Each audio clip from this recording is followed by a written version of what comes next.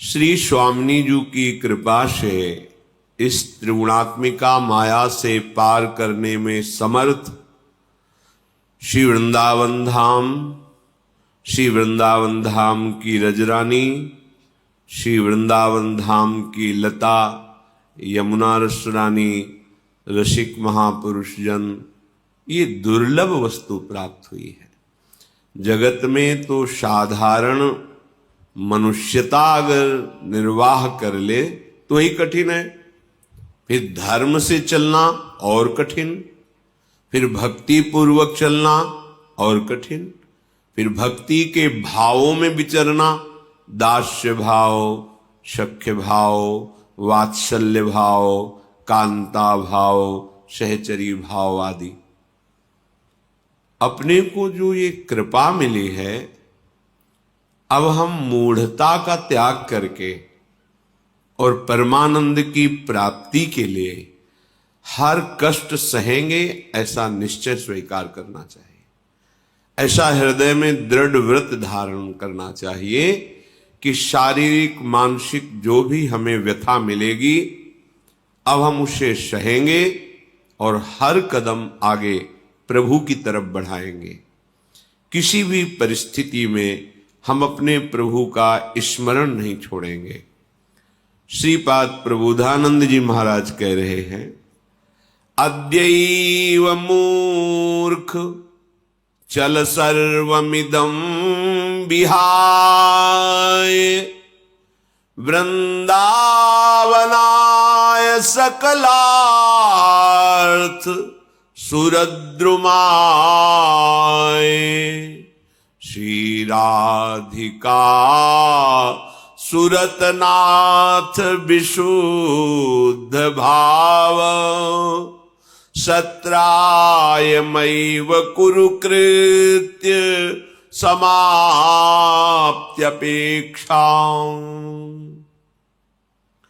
हे भाई,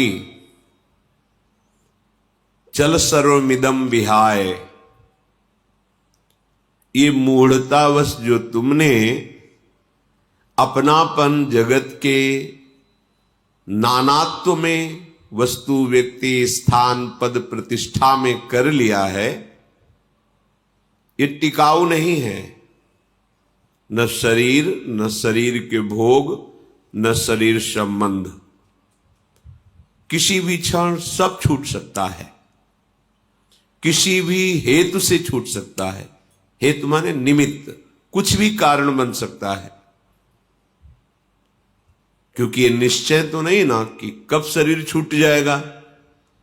तो रात दिन शरीर के भोगों का चिंतन करना, शरीर संबंधियों का चिंतन करना, ये मूर्खता है। श्रीपाद कह रहे, अद्यैव मूर्ख चल सर्वमिदं विहाय, अद्य, अभी, आज ही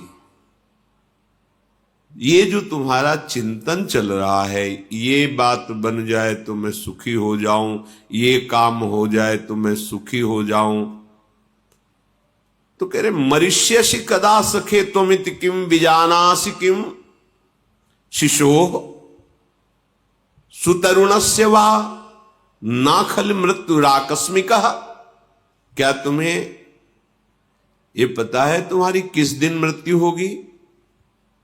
क्या तू जानता है कि मृत्यु ये नहीं देखती कि गर्भस्थ शिशु है, बालक है, जवान है, बूढ़ा है, विद्वान है, मूर्ख है, ये कुछ नहीं देखती। उसका केवल कार्य है मारना। वो अकस्मात टूट पड़ेगी आपके ऊपर।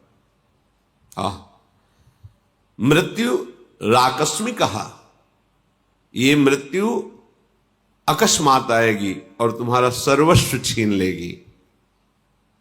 इसलिए अद्यैव मूर्ख चल सर्वमिदं विहाय, ये मूर्खता है। शरीर का चिंतन होना, शरीर संबंधी भोगों का चिंतन होना, शरीर संबंधियों का चिंतन होना। तो ज्ञान क्या है? अगर ये मूर्खता है तो ज्ञान क्या है? प्रभु का चिंतन होना, प्रभु की सेवा के निमित्त से समस्त कार्यों का चिंतन होना, प्रभु के नाम रूप लीला धाम में ही अपनी दृढ़ निष्ठा होना, प्रभु से ही अपना संबंध मानना, प्रभु के संबंध से ही सबसे प्रेम व्यवहार करना, यह है विवेक, यह है ज्ञान। अन्यथा कोई भी हो, श्रीपाद कह रहे हैं वो मूर्ख है जो शरीर संबंध, विषय, शरीर संबंध, रिश्ते नाते और शरीर, इन्हीं का चिंतन करता रहता है। वृंदावनाय सकलार्थ सुरुद्रमाय, ये वृंदावन तुम्हारी जितनी चाहत है सब पूर्ण कर देगा। दो प्रकार से, एक तो अपने प्रभाव से हृदय शांत कर देगा, दूसरा जो भगवत प्राप्ति में विरोधी नहीं है उन भोगों को दे देगा।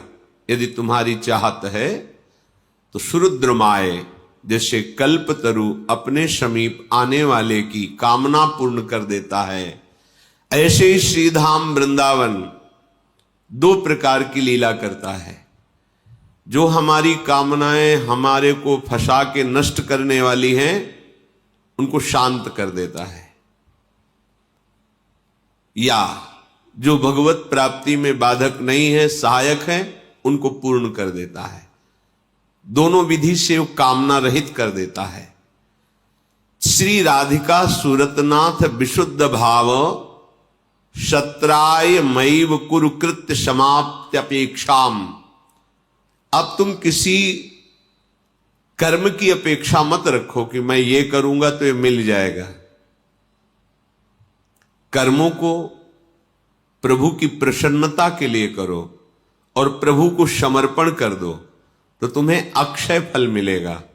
अक्षय जिसका कभी नाश नहीं होता, वो फल है भगवत प्रेम, वो है भगवत साक्षात्कार, वो है तत्वबोध, जिससे आप अखंडानंद प्रेमानंद में निमग्न हो जाएंगे। श्री वृंदावन में प्रिया प्रीतम का ऐसा प्रभाव है, मलिन अंतःकरण होने के कारण हमें अनुभव में नहीं आता। नहीं, कई बार ऐसा धाम की कृपा से अनुभव होता है। बहुत दिव्य धाम है, बहुत कृपालु धाम है। आप लगो तो श्री धाम का आश्रय लेकर के उपासना में लगो, फिर आपको यही धाम दिखाई देगा। अगर आचार्य कृपा न हो, गुरु कृपा न हो, तो हृदय गति की सामर्थ्य नहीं है कि वो चल पावे। हृदय गति रुक जाएगी। ऐसा परमानंद में ये धाम है। कई बार ऐसा अनुभव होता है कि हमारा चित्त कोई ऐसा चिंतन नहीं कर रहा था, अचानक कोई शब्द, कोई वस्तु, कोई व्यक्ति बिल्कुल साधारण प्राकृतिक, और बस चित्त अप्राकृतिक तत्व ने घसीट लिया, डूब गए। ये धाम कृपा। ये ऐसा नहीं कि किसी विशेष को पहचानता हो वृंदावन। वृंदावन को मां कहा गया है, वृंदा टवी, मातृवत प्रेम करता है धाम। वृंदावन ही प्रभाव सुन अपनो ही गुण देत, जैसे बालक मलिन को मात गोद भर लेत। मां के लिए अगर 100 बच्चे हों तो सब बराबर होते हैं।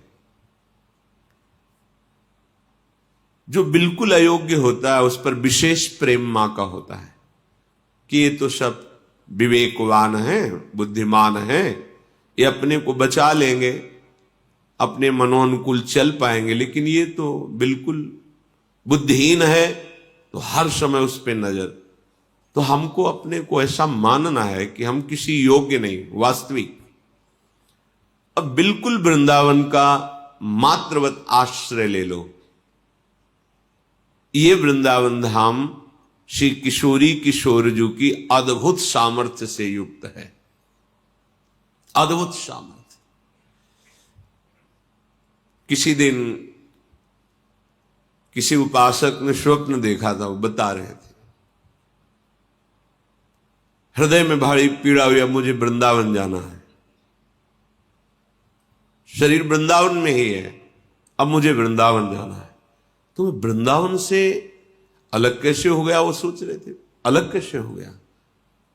बड़ी व्यथा, रोना प्रारंभ। कौन मुझे वृंदावन से दूर ले आया, मैं कैसे वृंदावन से दूर हो गया, एकदम रोना। रोते रोते चेतना जागृत हुई, जागृत में भी वही रोना चल रहा है। फिर ये तो लगा अच्छा ये स्वप्न था, फिर विश्राम, फिर देखा कोई आके कह रहा है चलो हम तुम्हें वृंदावन। ऐसे ऐसे विरक्त महापुरुष, ऐसे ऐसे प्रेमी जनों के दर्शन, ऐसी दिव्य शोभा, ऐसी दिव्य सौरभ। कहीं यहां भजन का परिश्रम थोड़ी करना पड़ता है, यहां तो भजन स्वयं तुम्हें पकड़ लेगा। यहां फिरे स्वार्थ आपने, भजन गए फिरे बाह। विचार करो, श्री दुर्दास जी ने लिखा है, यहां फिरे स्वार्थ आपने, भजन गए। कैसे? हृदय की गति नहीं है। जिस रस को वृंदावन प्रदान करता है, किसी साधन से प्रवेश हुआ जाए, हृदय की गति, आश्चर्य, सर्वाश्चर्य। देखते देखते दृश्य बदल गया, देखते देखते ये सब पार्थिव दृश्य खत्म।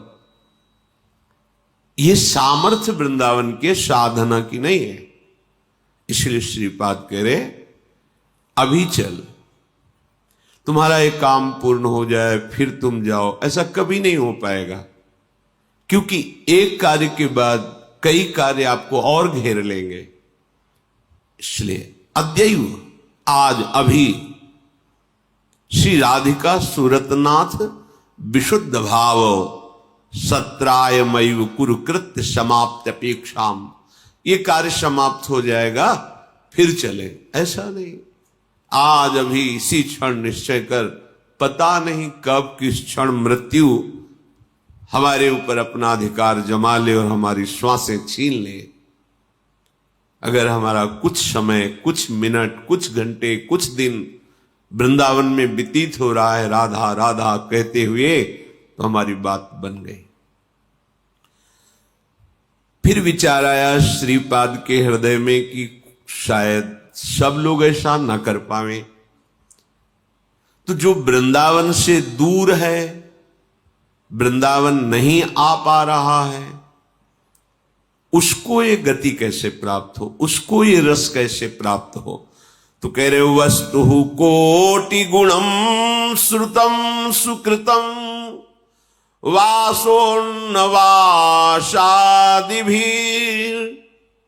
तीर्थे वासयितुः स्वयं हि तरति द्वौ यत्तारयेत् प्रेमानंदरसात्मधामनि परे वृंदावने वासकस् त्वाश्चर्यां वृषभानुजा प्रियरतिम् प्राप्नोत्यनायासतः।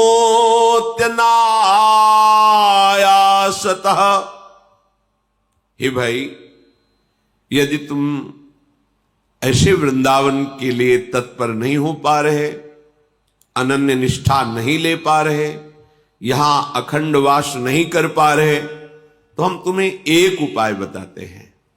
वस्तु कोटि गुणम श्रुतम सुकृतम वासोन्न वासादिभिर तीर्थे वासा ये तो स्वयं ही तरति दौ तौ स यत्तारयेत्। जो वृंदावन वासी हैं, श्री प्रिया प्रीतम के उपासी हैं, तुम अगर वास नहीं कर पाते हो तो उनके वास करने की व्यवस्था कर दो। कल के भी सत्संग में कहा था, साधो शक्नोषि नो चेत सकलमपि हठात स्वप्न कल्पम विहातुम तरहि त्वं ध्याय वृंदावन मनुष्यो मथोपास्य वृंदावनेशो। साधु, यदि तुम अखंड वृंदावन वास नहीं कर सकते, विषयों का त्याग नहीं कर सकते, तो जो युगल किशोर की उपासना में तत्पर हैं उनकी सेवा कर दो। क्या सेवा? श्रीधाम वृंदावन वास की उनकी व्यवस्था कर दो। वस्त्र, अन्न, जो उनको आवश्यकता हो दे दो, तो श्री वृंदावन वास करने से भी दुगुना उसको फल प्राप्त होगा। क्यों? क्योंकि वो चिंतन कर रहा है अमुक वस्तु अमुक वृंदावनवासी की सेवा में आएगी, उनके वास में सहयोग देगी, और मैं अधम कहाँ वृंदावन वास कर सकता हूं। चलो श्री जी की बड़ी कृपा हुई, मुझे सेवा का अवसर, अपने में दैन्य भाव, वहां पूज्य भाव, इसी बहाने से वृंदावन का चिंतन और उस चिंतन का प्रभाव कि उसे जो वस्तु प्राप्त होनी है वो प्राप्त हो जाएगी। श्री धाम वृंदावन के वास से, श्री प्रिया प्रीतम के भजन से जो प्रेम प्राप्त होता है वही उसको प्राप्त हो जाएगा।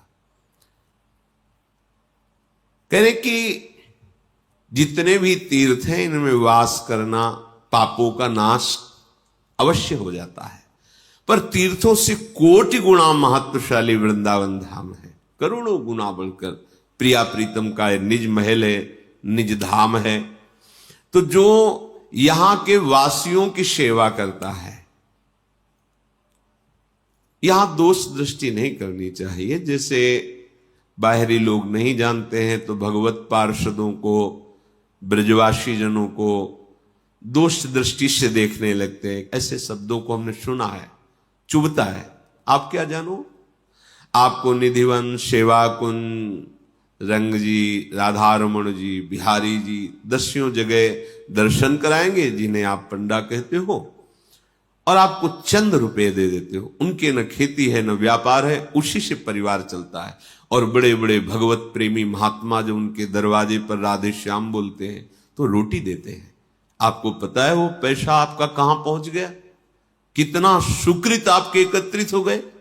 आप जिनको न जानते हैं और न सेवा कर पाएंगे, ऐसे ऐसे संत हैं जो एकांत सेवन करते हैं, माधुकरी मांग के खाते हैं। वो ऐसे ब्रजवासियों की कोई खेती थोड़ी है, कोई बड़े बड़े व्यापार थोड़ी है। ये ठाकुर ही उनके जीवन है, यही जीवन धन है। 4 जगह दर्शन कराए, कुछ चंद रुपए मिले, उससे अन्न धन अपने परिवार का पोषण, साधु महात्माओं को भिक्षा, भगवत आराधना। तो 20 वर्ष मधुकरी मांगी देखा है, कोई घर ऐसा नहीं जिसमें ठाकुर जी न विराजमान हो, कोई घर ऐसा नहीं है। कितने भाव! आप इनका बाहरी स्वरूप, इनके बोलने का ढंग थोड़ा टेढ़ा है, पर इनका हृदय बहुत ही कोमल और परम पवित्र है ब्रजवासी जनों का।